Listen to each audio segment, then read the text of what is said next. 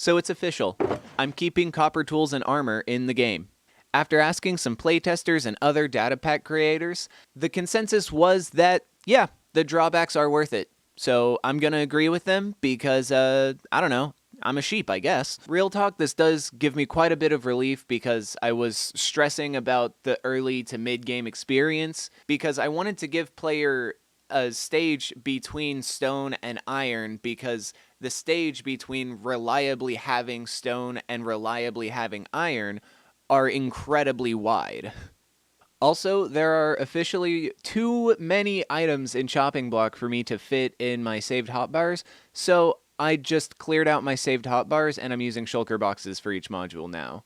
I also gave copper hoppers the ability to pick up items off the ground, so that's one more advantage that they have over wooden hoppers that makes them a little more worth using.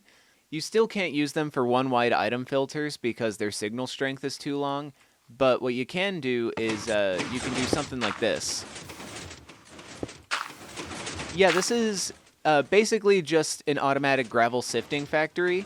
I ran this for maybe like 5 minutes the other day. Ignore this. Speaking of the magic machines, 1.20 just released, and that gave me an excuse to completely ignore the thing I said I was going to work on, which I'm actually not going to mention, because if I mention it, then I have to work on it, and I want to put that off until the next episode at least. I have spent the last probably hour, honestly, it wasn't that long. I spent a little bit of today looking into how function macros work, and I think I've figured it out. Because I got this to work. There's no more command block flash, and especially if you use energy conduits, it's not that laggy. So that's good. Check that out. Boom. Isn't that cool? Isn't that awesome? However, the eagle-eyed, or rather, eagle-eared? Are eagles good at hearing? Hold on, give me a second. Oh, well. What do you know? Those of you with ears of an indeterminate caliber might notice that there's no sound. Even though I have game sounds on, there's no sound when you activate the machines. That is not cool. I'm thinking for this video, since I've already done some polishing to these machines, I'll go ahead and polish some other features of chopping block. And that doesn't just mean sounds, we're also going to be working on some telegraphing. So we need a sound for when activating a machine fails. Let's do that. So I did some working on the sounds for the machines, and every machine has sounds. I'll demonstrate that in a second. But most importantly, the telegraphing in Magic Machines is much better because of it. So when the player inevitably becomes curious and tries to sift things other than sand, such as dirt, then they'll try this and get this result. It'll play a sound and display a particle, which lets the player know that the machine isn't broken, but something isn't quite fully there. But by the time a player has a sand sifter, they've probably killed a few witches. And witches drop a helpful little item called the Ancient Cog. Now this is going to be replacing the mysterious rune, and I think it's quite a nice callback to old Minecraft. And so inevitably the player will think, oh, maybe this ancient cog has something to do with the machine. And they'll try to use the cog on the machine, and it will be ascended.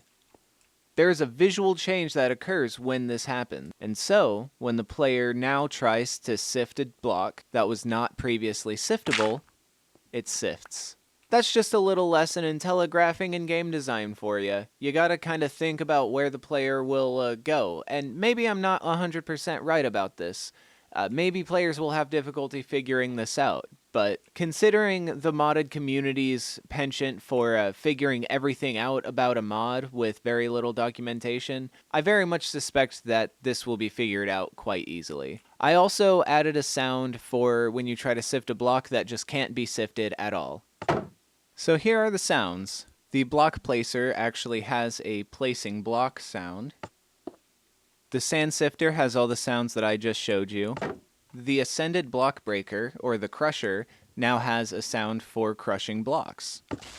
The alchemy reactor has a sound for when it transforms a block, as well as a sound for when it tries to transform a block that it needs to be ascended to transform. And of course, it has a sound for when it tries to transform a block that it just can't. The poison field makes this sound. The growth enhancer makes a cute little bell sound. And the ore infuser has a pretty similar sound profile to the alchemy reactor.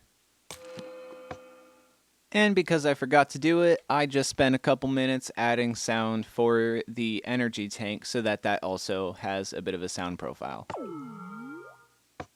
So I added a little feature that I think is pretty cool and that ties in pretty well to another feature in Magic Machines.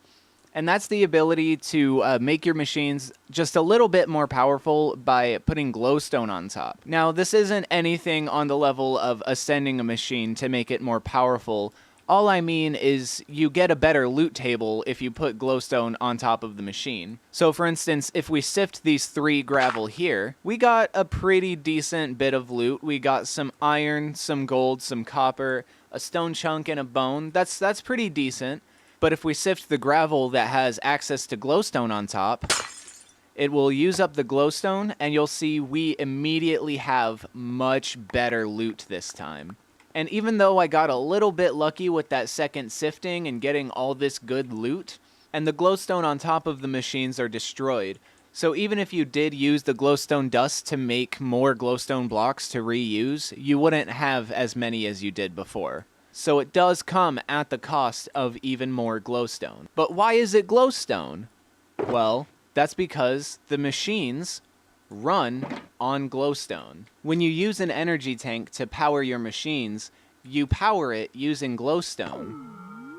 When you use an energy tank to power machines, you give it energy using glowstone. And that's because glowstone inherently has magical properties in Minecraft. The reason it can make machines more powerful as a single use is because it has the ability to enhance things. When you put glowstone into a brewing stand, it changes the potion from a weaker version of itself into a stronger version of itself. From that alone, it's pretty easy to deduce that glowstone has the ability to enhance things using magic. So it makes sense that magic machines like the sand sifter and the alchemy reactor would benefit and become more powerful with access to glowstone. It's all about game design. And lastly, before I stop recording today, I started myself a new survival world to playtest chopping block on. So if you're interested in seeing a stream series or a Let's Play video series or something, then just leave a comment. And if I get no comments, then I just won't do that. I think I'm done recording for today. I don't know how much footage this is going to be, so if it's enough, I'll do the outro. So the next thing we're going to be doing is expanding the end. We're going to polish this up a little bit because it's a little lacking in features right now. As for what it already adds, it adds end turf, which is a gravity block that you can get in the end from trading with Endermen, which I'll talk about later. Permafrost is frozen end stone, which you are able to thaw out and collect water from using a campfire. Once you place the permafrost down, just wait about 10 seconds and it will start to melt and drip, at which point you can right-click on it with a water bucket and collect some water. Now, if it's a skyblock and there's no terrain in the end, or in any dimension, how are you supposed to get these blocks? Well, the answer is Enderman trading. The third block I've added is called nephrite stone, which is, for the most part, a building block, except for the fact that Endermen are, for some reason, really interested in it. And when you walk up to them with a nephrite stone in your hand, they will offer you another block in return. When you trade with an Enderman, it'll spend a few seconds looking at the nephrite block. Very rarely, Enderman will also offer end portal frames, which will allow the player to get to the end and build their own end portal. Enderman will also offer you different blocks depending on which dimension you're in. I do like that Enderman bartering is kind of a middle ground between villager trading and piglin bartering. They're not just gonna take your resources without asking, but you only get one offer. Take it or leave it. So the first glaring issue that I am seeing now that I'm looking at this again after a few months after making it, the player needs a way to break end portal frames. Otherwise, they have a chance of placing a frame in the wrong place or in the wrong orientation. That really wouldn't be great if that was just there permanently, like just a piece of bedrock. So I have a really stupid idea that also might just kind of make a little bit of sense for how to remove these. I'm just going to use end crystals. Like, you right click on it with an end crystal and it destroys the frame.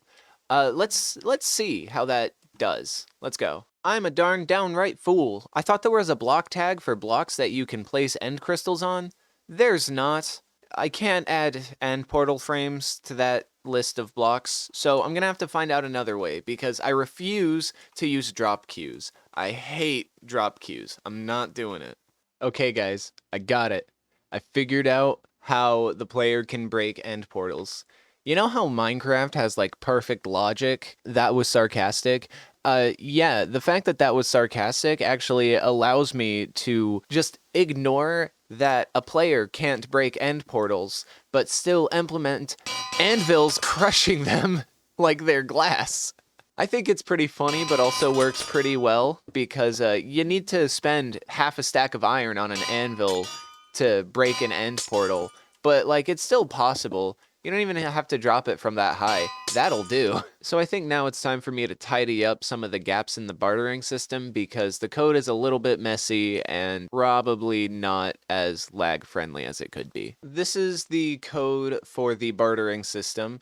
You have the main bartering system right here, which is a lot. And then you have the RNG right here, which just creates a random value. And then based on that random value, assigns a tag to the Enderman for what block they should trade. So we're going to make a new thing here, and we'll just make a few copies of this. This first copy will be the main, which will have all this going on. So the next one that we'll edit will be the display trade, which will remove this right here. And we have this big old text file to clean up. So anything that's not the carried block state commands, we can get rid of immediately. So that's neat. And there are some gaps in the code here, namely right here for resource. What's a resource in the nether? Gilded blackstone would be cool. Okay, so now we can do this.